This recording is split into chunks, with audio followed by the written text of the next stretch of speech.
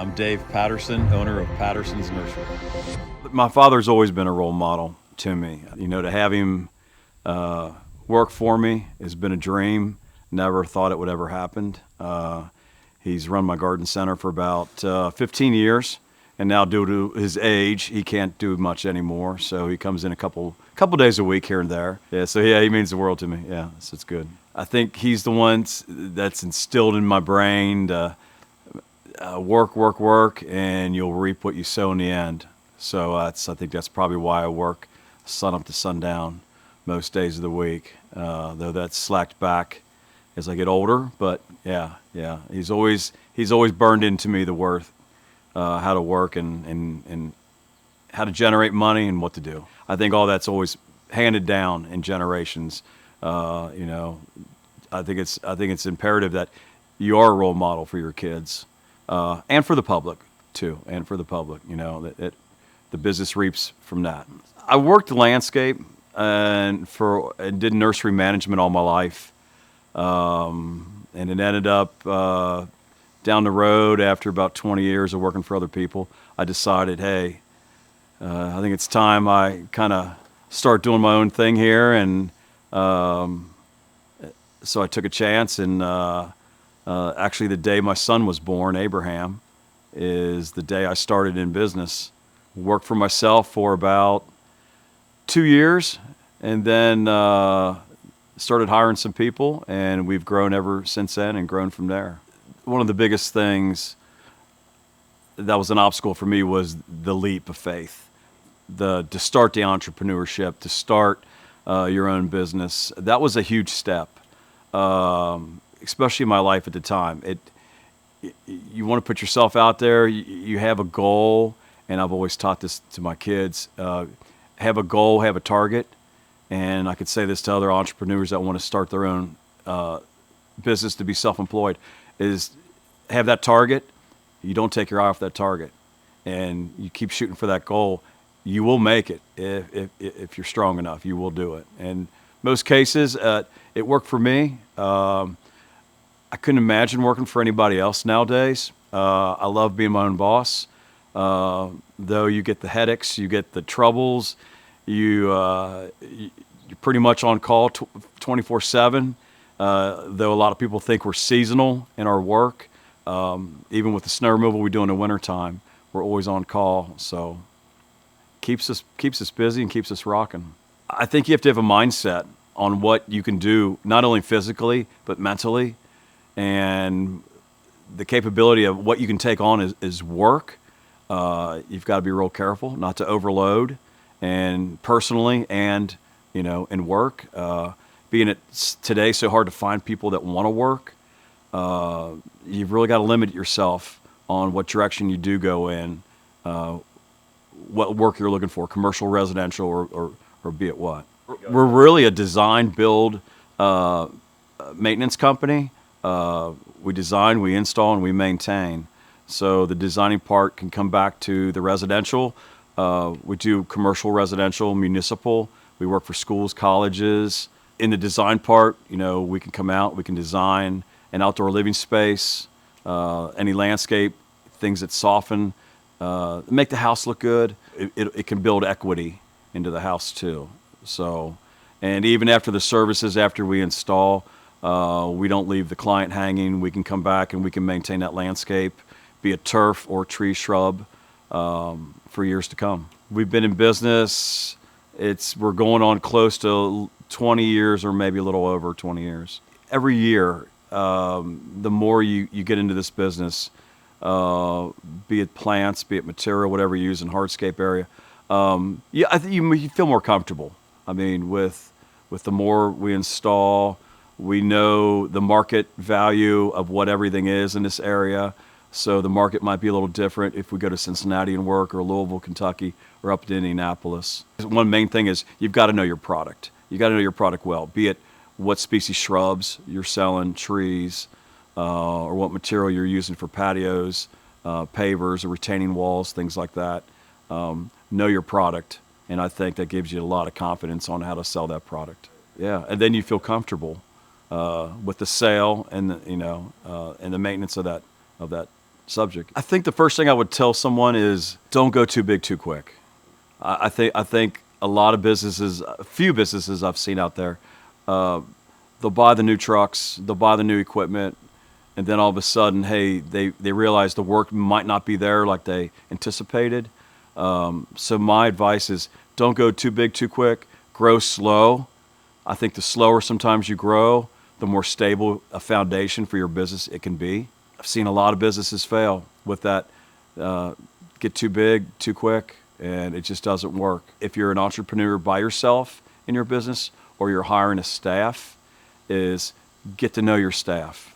There's a draw line, I think, between work and friends, but know your staff. Get to know them, their personal needs. And that's one thing I think with my business I stress sometimes over is not only myself and my family I have to feed, it's how many people work for me, be it 9 or 12 during the growing season and even more during snow removal season.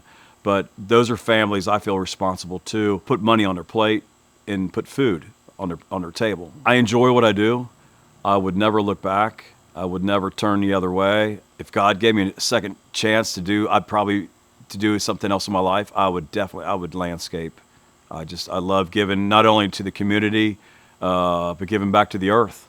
As much land is taken out every day for expansion.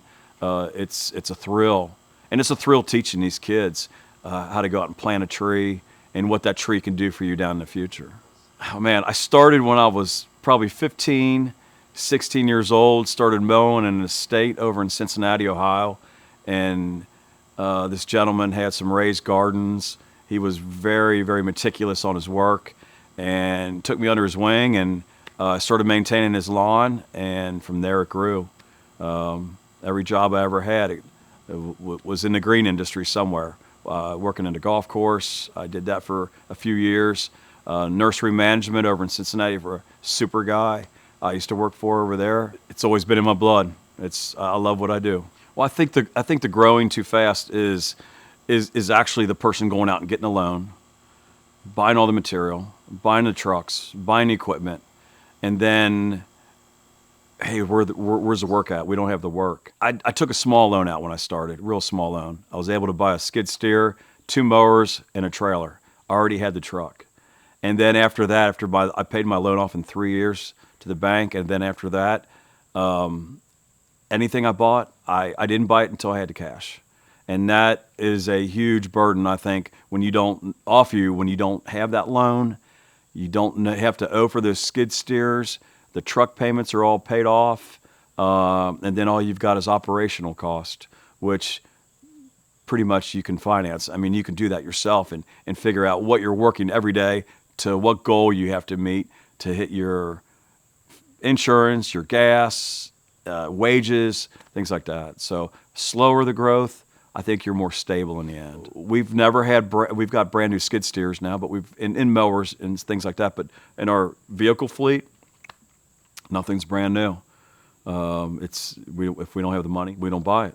It's a safe precaution, and it really pays off in times of when we've had the pandemic. I mean, financially, you don't know what your business is going to do. Are we going to slow down? Or are the guys going to get laid off? So we're at that point of life of, wow, what we've condensed all these years, we need to savor. And when a pandemic like that hits, not exactly in our circumstance, because we were busier than we've ever been.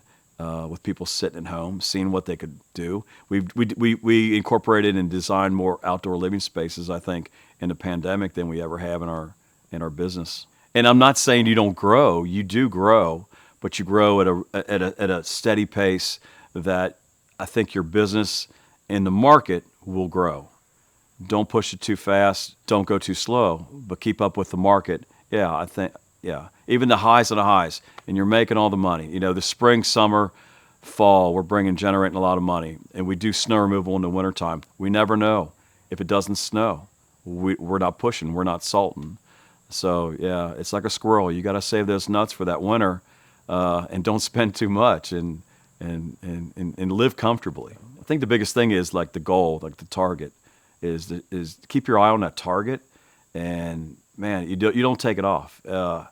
It might swindle once in a while, back and forth. You might think, hey, this is not the road I want to go down. Being in our line of work, it could be maybe the mowing is something that we might not want to do, but the install world is. But in the big picture, it all clashes. It all goes together. So, and that's another thing I think for an entrepreneur is to think broad. You might think a single thing that you want to do with your business, but that can open up so many doors to other entities that can actually flourish and benefit your business. I think both ways a self-employed person can benefit. If it's broad, he's got a lot of things that he can do for the public. There's a broad amount of areas that he can cover. That is good. And it is good too, I think, to be specific and be very focused on one species that of work that you want to do, because there might not be many more people out in that market that actually do that one line of work, versus the broad. I think averages out to a lot of people. I think both is really good. I started mowing, and mowing was the first probably 2 years of my line of work was mowing, but the mowing led to it led to the maintenance of some buildings. It led to the snow removal in the wintertime, and then renovations in the landscape. So it can lead into other areas that you might not think you want to be in, but those areas can benefit your business. That can benefit and divide your business into different divisions. And I think sometimes that makes it easier to hire people when they come in. They know they're not just individually going to mow all the time. They're not into one line of work of the same routine that's done every single day, every day of the week, versus, hey, I got an option. I could mow for a week, and maybe I can install, or a month, or I can install with Dave there and do some hardscape area. So just get a broad amount of knowledge that they can take with them someday. One thing I've always told my kids: be a leader, don't be a follower. Yeah, and there's nothing the matter with being a follower. We need people like that, but I think if you want to get ahead in life, you want to have nice things, you want to live comfortably, is be that leader. I was a follower for a long time, and then realized, hey, I kind of want to lead this business somehow, and if I do I need to get in my own business and be my own entrepreneur. I think, I worked for a company for about 11 years. I did all their estimating. I did all their estimating, bidding, all their purchasing of equipment. I did their hiring for them, their firing of people, everything, their paperwork, even sent the invoices. But I never saw the money because it went to corporate. And that's when I realized, hey, I can do this. I've done this for years for this company, and I have my own mindset of how I want to design landscape. It took a few months of planning, and again, going to the bank, get my startup loan for it, and that was the biggest fear. The biggest fear is, hey, can I do this? Can I jump out, get my feet in this water and actually do something productive and make money and generate and live on this? And it worked.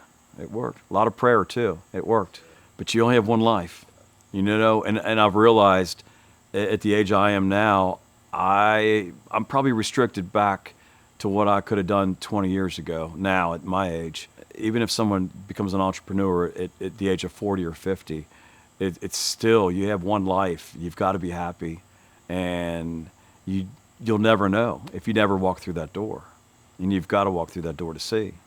If that person has already decided to be an entrepreneur and they're moving in that direction, that's awesome. I praise them for that. It's always good to have a mentor of somewhat, and I've had mentors down the road in nurseries that I've worked at. When you plant things, you're giving the earth back. You're given the photosynthesis system, and you're given the air that we need to breathe. I think what I would say to an entrepreneur that's going into the landscape business is the work you're doing is great for the client. You reap the benefits by getting paid with a profit, but remember what you're giving back to the earth. Sometimes I get a bigger thrill of more than an outdoor living base, designing it and building it with an outdoor kitchen, things like that, or a waterfall, is maybe planting 10 trees for a client out in the middle of their yard. Because I know what those trees are going to grow into be. It's going to be shade. It's going to help the environment. It's going to be shade maybe for the house, to keep it cooler. It could be all the way down to their first young born are going to be swinging on those trees someday. That's a cool feeling. I like that kind of stuff.